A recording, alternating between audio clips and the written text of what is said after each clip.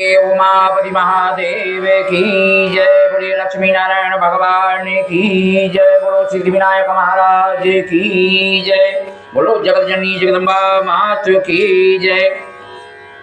ओम विद्येश्वर संहिता श्री शिव महापुराण चतुर्दशो अध्याय। भगवान भोलेनाथ की कृपा से सूत जी महाराज सभी मुनिगणों को अग्नि यज्ञ, देव यज्ञ और ब्रह्म यज्ञ आदि का वर्णन भगवान शिव के द्वारा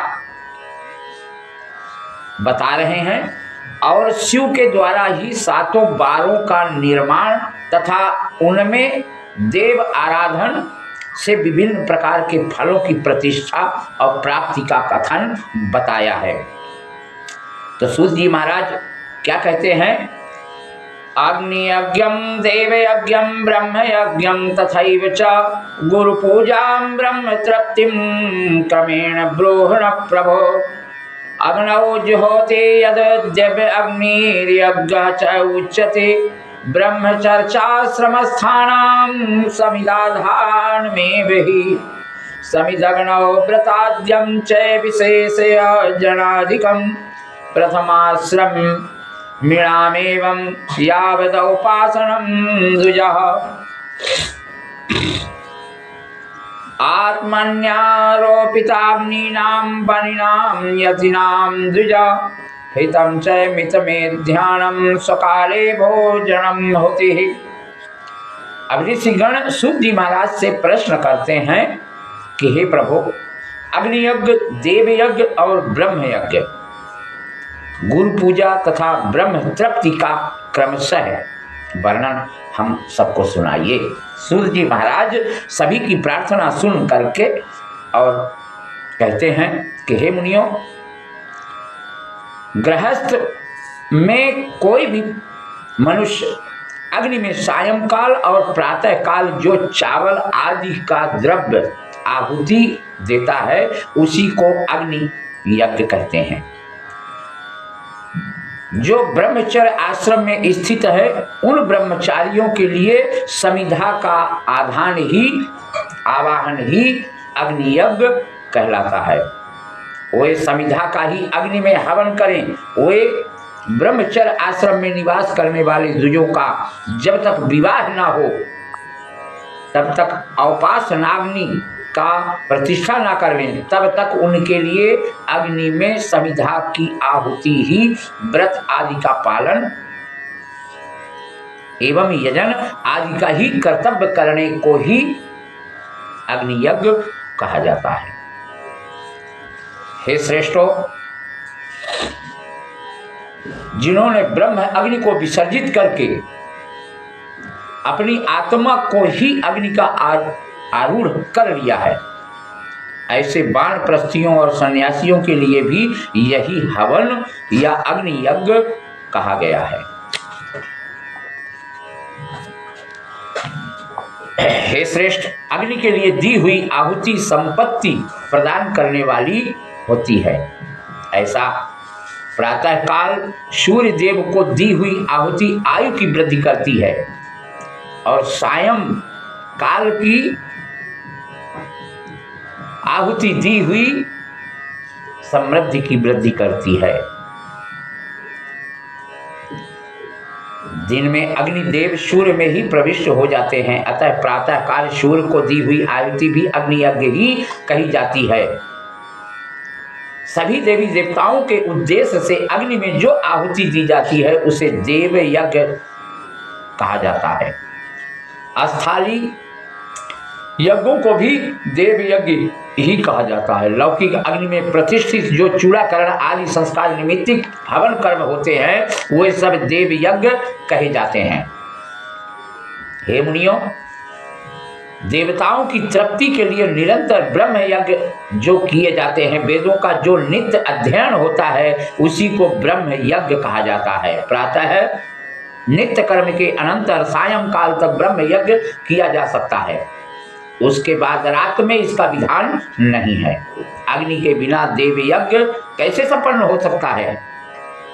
लेकिन होता है अग्नि के बिना भी देव यज्ञ संपन्न होता है। इसे आप लोग श्रद्धा और आदर पूर्वक जो सृष्टि के आरंभ में सर्वज्ञ दयालु और सर्व सामर्थ्य महादेव जी ने समस्त लोगों के उपकार के लिए जो 12 की कल्पना की है, भगवान शिव संसार रूपी रोग को दूर करने के लिए वैद्य हैं, सबके ज्ञाता और समस्त औषधों के भी औषधि हैं।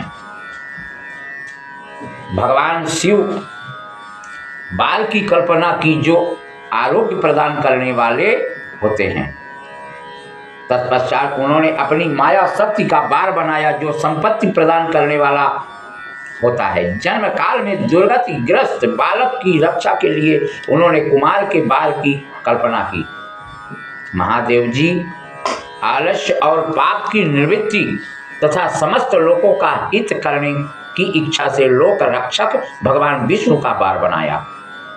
इसके बाद सबके स्वामी भगवान शिव ने पुष्टि और रक्षा के लिए आयुकर्ता त्रिलोक सृष्टा परमेश्वरी ब्रह्मा का आयुष्य कारक बार बनाया, जिससे संपूर्ण जगत के आयु की सिद्धि हो सके। तीनों लोकों की वृद्धि के लिए पहले पुण्य पाप की रचना की, तत्पश्चात उनके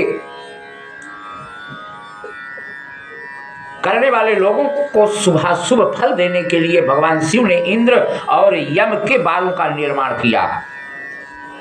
इस प्रकार क्रमशः भोग देने वाले लोगों के मृत्यु भय को दूर करने वाले भगवान शिव बाद में सूर्य आदि 7 ग्रहों की रचना की। प्राणियों के लिए सुख दुख के सूचक हैं। भगवान शिव ने उपर्युक्त 7 बारों का स्वामी निश्चित किया।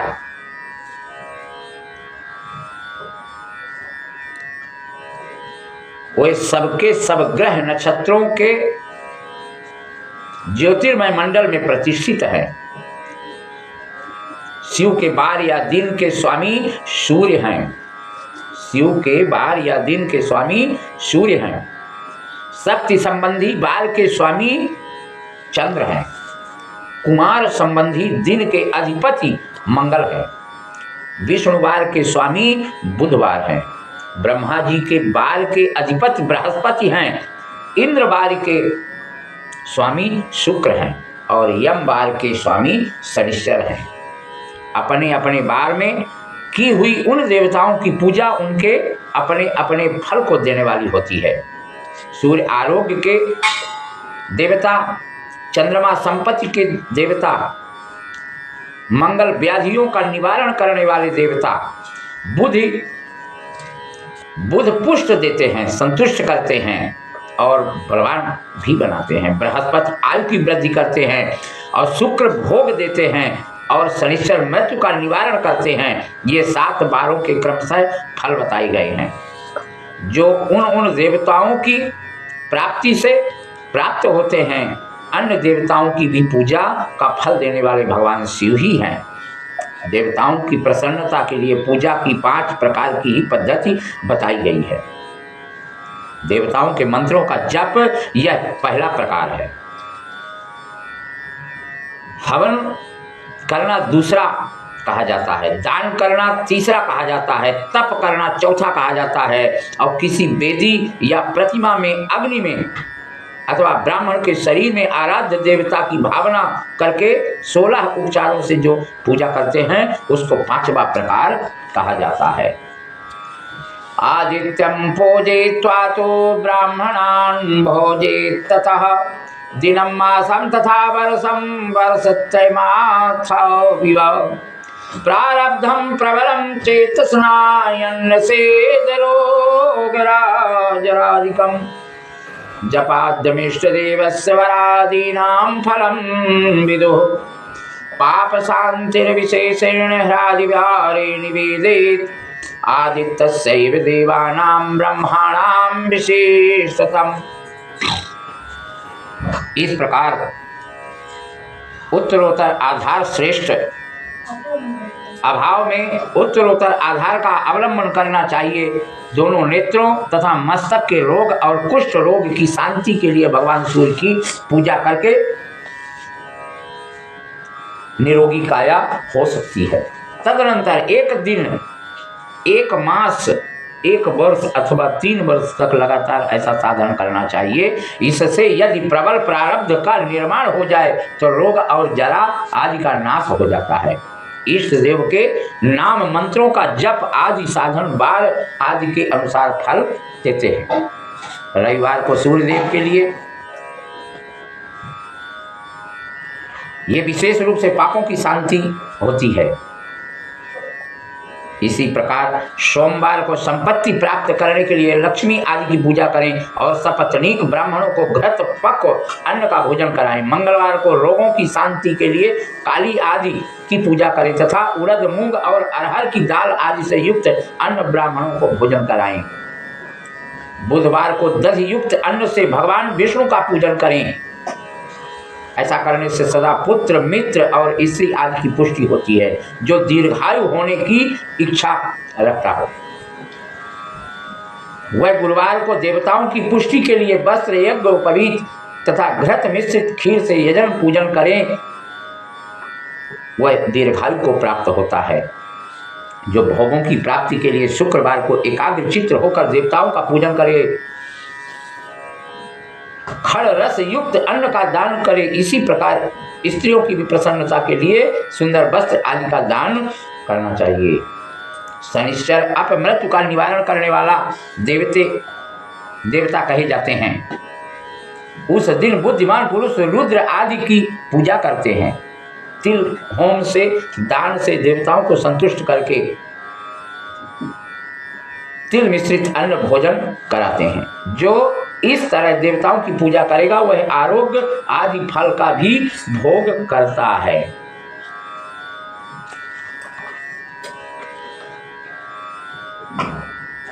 सूत जी महाराज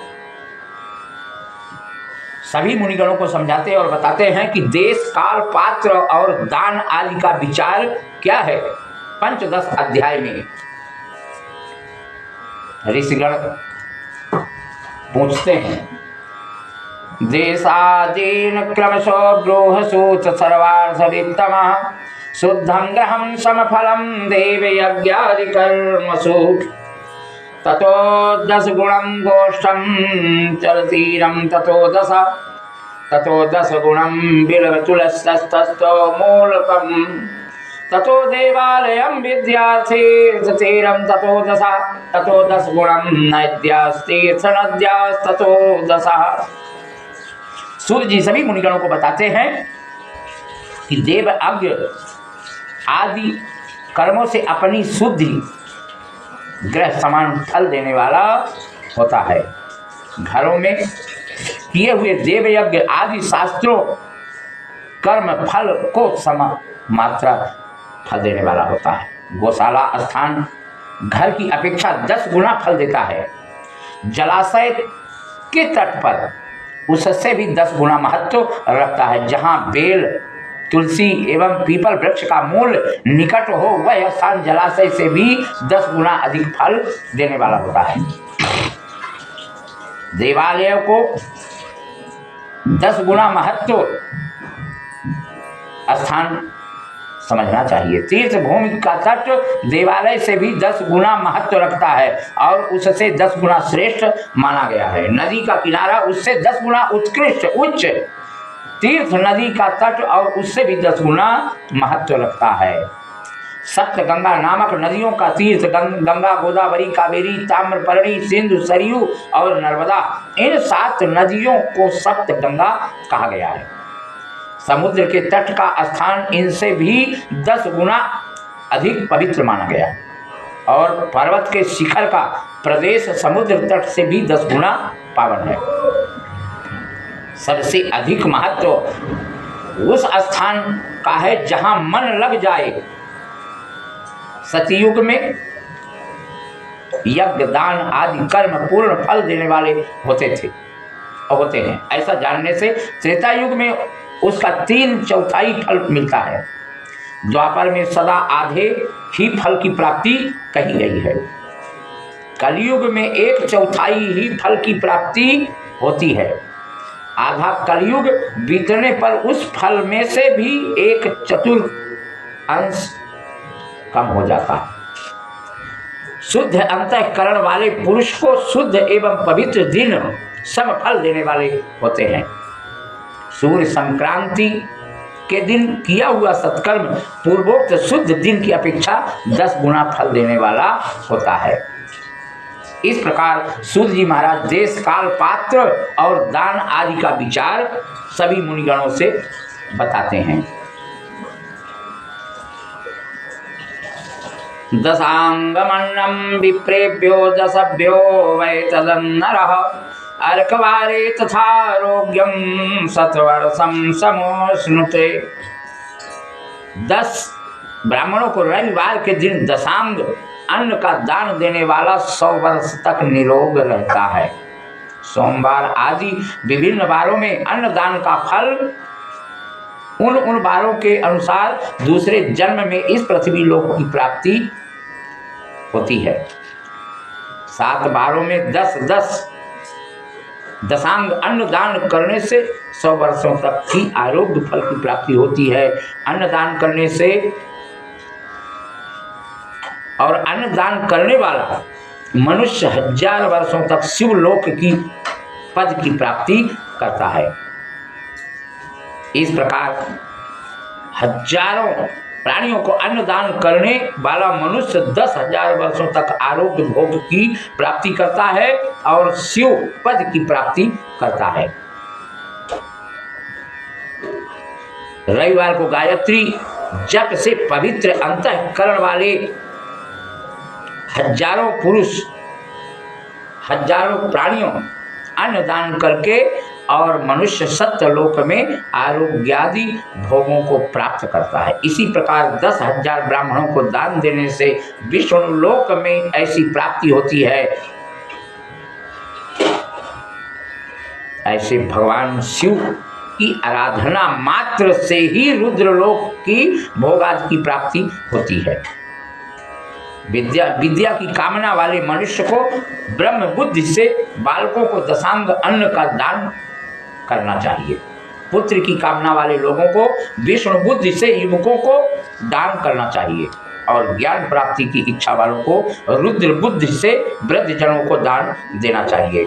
इसी प्रकार बुद्धि की कामना करने वाले श्रेष्ठ मनुष्यों को सरस्वती बुद्धि से बालिकाओं को दशांग अन्न का दान करना चाहिए। सुख भोग की कामना वाले श्रेष्ठ जनों को लक्ष्मी बुद्धि से युवतियों को दान देना चाहिए। आत्मज्ञान की इच्छा वाले लोगों को पार्वती बुद्धि से वृद्धा स्त्रियों को अन्न दान करना चाहिए।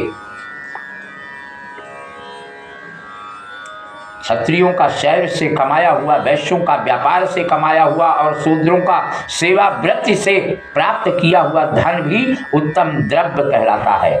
धर्म की इच्छा रखने वाले स्त्रियों को जो धन पिता एवं पति से मिला हुआ हो उनके लिए वह उत्तम द्रव्य माना गया है। गौ आदि 12 वस्तुओं का चैत्र आदि 12 महीनों में क्रमशः दान करना चाहिए अथवा किसी पुण्य काल में एक चित्त एकाग्र करके अपनी अभीष्ट प्राप्ति के लिए इनका दान करना चाहिए। गौ भूमि तिल सुवर्ण घी वस्त्र धान गुड़ चांदी नमक कर्ण और कन्या यही 12 वस्तुएं मानी गई हैं। गोदान में दी हुई गाय के उपकारी गोबर से धन धान्य आदि ठोस पदार्थों के आश्रय से छिपे पापों का नाश हो जाता है। अभीष्ट प्राप्ति पदार्थों में तरल पदार्थ उसके सभी पापों का नाश हो जाता है। भोले भंडारी सभी पापों का नाश कर देते हैं। गौ आदि के दूध दही और घी से कायिक वाचिक तथा मानसिक तीनों प्रकार के दान से सभी पाप नष्ट हो जाते हैं। उनसे कायिक आदि पुण्य कर्मों की पुष्टि भी होती है। इस प्रकार सूत जी सभी मुनियों को समझाते और बताते हैं कि गुरुमुख से ग्रहण करके गुरु के उपदेश से अथवा स्वयं ही बोध प्राप्त करने के पश्चात जो बुद्धि का यह निश्चय होता है, कर्मों का फल अवश्य प्राप्त होता है। इसी को उच्च कोटि की आस्तिकता कहते हैं। भाई बंधु अथवा राजा के भय से जो आस्तिकता बुद्धि या श्रद्धा होती है, वह कनिष्ठ श्रेष्ठ की आस्तिकता हो जाती है। इस प्रकार जो सर्वथा दरिद्र है, उसके पास सभी वस्तुओं का अभाव है, वह वाणी अथवा कर्म शरीर द्वारा यजन करे। मंत्र स्तोत्र और जप आदि को वाणी द्वारा किया गया यजन समझना चाहिए। तीर्थ यात्रा और व्रत आदि को विद्वान मत अनुसार पुरुष शारीरिक यजन मानते हैं। जिस किसी भी उपाय से थोड़ा हो या बहुत, उस प्रकार उनको सत्कर्म दान भोगों की प्राप्ति कराने में समर्थ होता है। तपस्या और दान ये दोनों कर्म मनुष्यों को सदा गति कराने वाले होते हैं। अपने वर्ण और गुण से सुशोभित हो बुद्धिमान पुरुष देवताओं की तृप्ति के लिए जो कुछ देते हैं, वह अतिशय मात्रा में सब प्रकार के भोग प्रदान करने वाला होता है। उस दान से विद्वान पुरुष इस लोक और परलोक में उत्तम जन्म तथा सदा सुलभ होने वाला भोग पाता है। ईश्वर अर्पण बुद्धि से यज्ञ दान आदि कर्म करके मनुष्य मोक्ष फल की भागीदारी प्राप्त करता है। जो मनुष्य इस सदा पाठ अथवा श्रवण करने वाले होते हैं, उसे धार्मिक बुद्धि प्राप्त होती है और उस समय ज्ञान का उदय होता है। शिव भंडारी कभी भी किसी भी चीज की कमी नहीं रखते हैं। देवानां तृप्तते अत्यर्थं सर्वभोग प्रदं बुधै यहाँ मूत्रोत्तमं जन सदा भोगं लभते बुधा। ईश्वर अर्पणा बुद्धया ये कृत्वा मोक्ष फलम लभेत। श्री शिव महापुराणे प्रथम मायां विद्येश्वर संहितायां देश काल पात्रादि वर्णन नाम 15 अध्याय। बोलिए श्री शंकर भगवान की जय। बोलो उमापति महादेव की जय।